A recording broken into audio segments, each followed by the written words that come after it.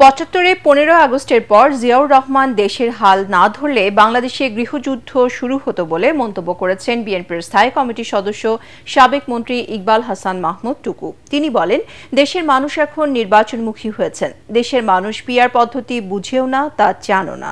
বিকেলে বেলাটিয়া মাঠে জেলা বিএনপির ত্রিবার্ষিক সম্মেলনে প্রধান অতিথির বক্তব্যে তিনি এসব কথা বলেন। সম্মেলনে উদ্বোধনী বক্তব্য রাখেন বিএনপির যুগ্ম মহাসচিব হাবিবুন নবী খান সোহেল।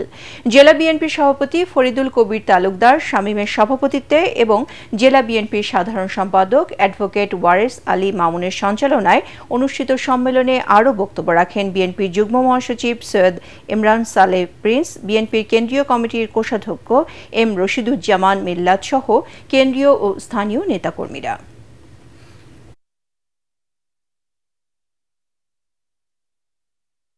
যার ভোট সে দিবে, একজনকে ভোট দিবে, সেই ব্যক্তিকে চিনতে হবে, সেই ব্যক্তিকে ভোট দিবে।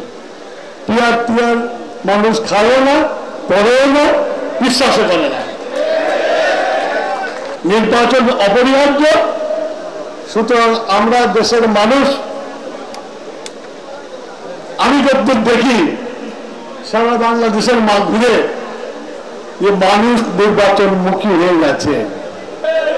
আমাদের কাছে খেলা মানে হচ্ছে ফুটবল খেলা, ক্রিকেট খেলা। আমরা বছর ব্যাপী ফুটবল খেলছি, ক্রিকেট খেলছি, প্রতিটি স্কুলে স্কুলে খেলছি, প্রতিটা জেলায় জেলায় গিয়ে খেলছি। আর আপনারা অস্ত্র দিয়ে খেলেন এবং সব সময় অস্ত্রের শক্তি পরাজিত হয় জনগণের শক্তির কাছে। আমরা তা